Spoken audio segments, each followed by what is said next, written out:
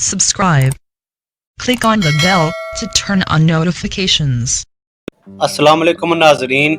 इस किस्त के आगाज में हलनी बाजार में एक आदमी ने सुल्तान अलाउद्दीन के जासूस को एक पुल के साथ बांधा हुआ था और कह रहा था इकट्ठे हो जाओ, देखो मैं क्या करने वाला हूँ। अर्तुगरुल और उसके साथी भी वहाँ पहुँच जाते हैं। अर्तुगरुल बांधे हुए शख्स को गौर से देख रहा था। धुंधार पूछता है, ये कौन है भाई? अर्तुगरुल कहता है, ये हमारा आदमी है। धुंधार कहता है, फिर हम इंतजार क्यों कर रहे हैं भाई, पहले इसको बचाते हैं। इतने में वो आदमी कहता है, इसने मेरा सामान चोरी किया है, मैं इसको इबरत का निशान बना दूंगा। आप किसी को कोई एतराज है? सब लोग कहते हैं लटका दो इसको। जबकि अर्तुगरुल अपने साथियों को कहता है, ये लोग इसको चारे के तौर पर इस्तेमाल कर रहे हैं और वो चाहते हैं कि मैं इसको बचाने के लिए सामने आऊं। धुंधार कहता है, अब हम क्या करेंगे भाई? अर्तुगरुल कहता है, हम इसको रात को बचाएंगे। ये कहकर वो एक तरफ चले जाते हैं। दूसरी तरफ सिमन भी ऊपर चढ़कर सब की तरफ देख रहा था, लेकिन वो देखता है अर्तुगरुल आराम से घूम फिर रहा था। इतने में ओराल भी सिमन के पास पहुंचता है। सिमन कहता है, ऐसा लगता है अर्तुगरुल अभी भी हमारे कदमों में है। फिर सिमन ओराल को जहर वाली शीशी देता है और कहता है, अब तुम्हारे लिए साबित करने का वक्त है। ओराल कहता है, मैं अपने रास्ते में आने वाली रुकावट टोकटा मिश को खत्म कर दूंगा और फिर हम दोनों सही सिमत पर चल पड़ेंगे। फिर वो दोनों अपने हाथों पर थूक कर अपने हाथ मिलाते हैं। फिर सिमन कहता है, वीनस के ताजर बहुत जल्द यहाँ आने वाले हैं, क्या माल तैयार है? ओराल कहता है, तैयार है। दूसरी तरफ अर्तुगरुल और उसके साथी गोरों के पास पहुँच गए थे। तुर्गत पूछता है, भाई दुआन कब आएगा? अर्तुगरुल कहता है, जब उसकी जिम्मेदारी पूरी हो जाएगी तुर्गत। वो बूढ़े गुलाम को बुलाकर कहता है, हाजा तोरिया, मैं आपको आज़ाद करता हूँ, आप जहाँ चाहो जा सकते हो। फिर अर्तुगरुल अपने गोरे की जानब बढ़ता है। वो हाजा तोरिया भी पीछे आ जाता है और कहता है, आपका मेरे ऊपर कर्ज है, इसके अलावा मेरे पास रहने के लिए भी कोई जगह नहीं है, मुझे अपने साथ आने दें, मैं आपकी खिदमत करूँगा। अर्तुगरुल कहता है, ठीक है, आप जब मुझे अपने साथ आने दें, मैं आपकी खिदमत करूँगा। अर्तुगरुल कहता है, ठीक है, आप जब तक मुझे अपने साथ आने दें, मैं आपकी खिदमत करूँगा। अर्तुगरुल कहता है, ठीक है, आप जब तक चाहें हमारे पास मेहमान बनकर रह सकते हैं। दूसरी तरफ हलीमा बानो जीजो को बुलाकर कहती है, दुआन अल्प ने तुम्हें अमानत के तौर पर हमें सौंपा था, लेकिन अगर दुआन तुम्हारे अल्फाज सुन लेता तो वो कोई और फैसला करता। बानो जीजो कहती है, मैं अपने अल्फाज पर कायम हूँ। 2 साल गुजर गए हैं हलीमा सुल्तान, अर्तुगरुल साहब ने उनको एक जिम्मेदारी पर भेजा है, लेकिन इसकी कोई खबर नहीं है। मैं जानती हूँ दुआन वापस नहीं आएगा। ये सुनकर हाइमा हनम खड़ी हो जाती है और कहती हैं, जब दुआन की जिम्मेदारी खत्म हो जाएगी तो वापस कबीले आ जाएगा, तब फिर तुम अपने अल्फाज पर पछताओगी। बानो जीजे कहती है, अर्तुगरुल दुआन के बारे में कुछ बता ही नहीं रहे, मुझे लगता है उन्होंने मेरे हीरो को हमेशा के लिए गुआ दिया है। ये सुनकर हलीमा गुस्से में आ जाती है और कहती है, बहुत हो गया, मैं तुम्हें इन वसवसों की वजह से मैं कबीले में जहर उगलने नहीं दूंगी। अगर तुमने अपने वसवसों पर काबू ना पाया तो मैं तुम्हें अपने हाथों से सजा दूंगी, अब तुम जा सकती हो।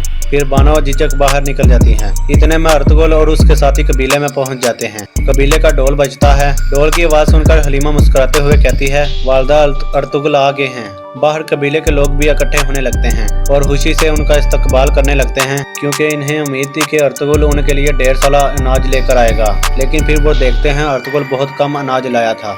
ये देखकर वो गुस्से में आ जाते हैं और कहते हैं, ये क्या, इतनी थोड़ी सी गंदम? एक आदमी अर्तुगरुल को कहता है, हमने कई दिन पहाड़ों में गुजार कर शिकार किया, उन खालों के बदले में आपने ये थोड़ी सी गंदम लाई है। अर्तुगरुल कहता है, और भी गंदम आएगी कारा साहब, आप परेशान ना हों, पहले हमें सांस लेने दें, फिर इसके मुतल्लक बात करते हैं। फिर एक और आदमी बोल पड़ता है और कहता है, और कितना सब्र करें हम सरदार, हम और नहीं बर्दाश्त कर सकते। ये देखकर वो बुरा आदमी हाजा तोरिया बोल पड़ता है और रोते हुए कहता है, मुझे माफ कर दें, अर्तुगरुल साहब ने सोना देकर मेरी जिंदगी बचाई है, इसलिए ज्यादा गंदम नहीं ला सके। ये सुनकर कबीले के लोग और ज्यादा गुस्से में आ जाते हैं। फिर हाजा तोरिया कहता है, लेकिन मैं एहसान का बदला चुकाऊंगा। कबीले के लोग उसकी बात नहीं सुनते। फिर वो उनके पाँव पकड़ लेता है और कहता है, मेरी वजह से आपके साथ ऐसा हो रहा है, काश आप मुझे वहाँ ही मरने के लिए छोड़ देते। फिर वामसी उसको पकड़कर पीछे हटाता है। कबीले का एक आदमी कहता है, क्या ये सच है अर्तुगरुल साहब, आपने हमारा सोना इस बूढ़े आदमी पर लगा दिया है? हमारा सब्र जवाब दे गया है, आज रात हम जिरगा बुलाना चाहते हैं। अर्तुगरुल कहता है, कब से आप रिज़्क के पीछे भागने लगे हो? रिज़्क सिर्फ अल्लाह देता है। ये हजरत और ये सिर्फ अल्लाह का मेहमान है और अल्लाह का मेहमान अपने साथ 10 रोटियां लाता है, एक खा लेता है और 9 छोड़ जाता है। आप कब से अपने खुदा को भूल गए हो? जिरगा नहीं बुलाया जाएगा, किसी को कबीले में मुश्किलात पैदा नहीं करने दूंगा। फिर अर्तुगरुल घोड़े से उतरता है और अपने हेमन की तरफ बढ़ता है। अंदर पहुंचकर वो अपने बेटे गुंदुस को देखकर खुश होता है और उसे उठाकर गले में लगा लेता है।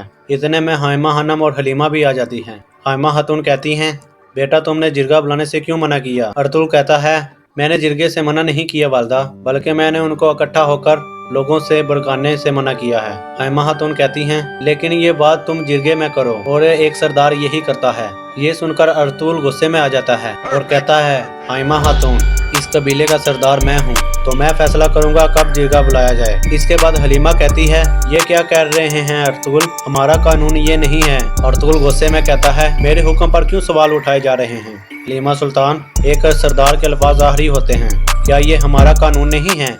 अगर मैं इस कबीले का सरदार हूँ, फैसला भी मैं ही करूँगा। ये कहकर अर्तुगरुल अंदर चला जाता है। इसके बाद जावेदार कबीले का मंजर सामने आता है।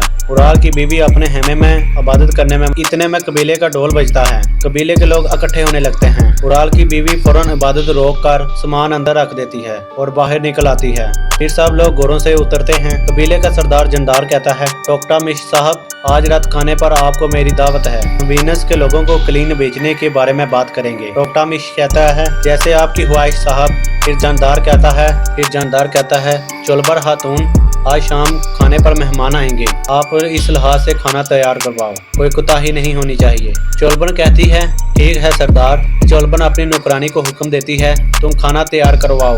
इसके बाद वो फिर अपने हेमे में जाती है। उराल उसे कहता है, पापा को हर चीज का पता चल गया है, इसे मैं किसी को सुकून में नहीं रहने दूंगा। चोलबर कहती है, आपके ख्याल में किसने आपके बाबा को बताया है? उराल कहता है, टोकटामिश ने। फिर उराल एक जहर की शीशी निकाल के चोलबर खातून को देता है, आज रात खाने के बाद हम उसको दफन कर देंगे। चोलबर शीशी लेकर कहती है, बस काम हो गया, जो भी आपके सामने खड़ा होगा वो डूब जाएगा, अब हमारा वक्त है। इसके बाद रात का खाना शुरू हो जाता है। टोकटामिश भी उसके साथ खाना खाने लगता है।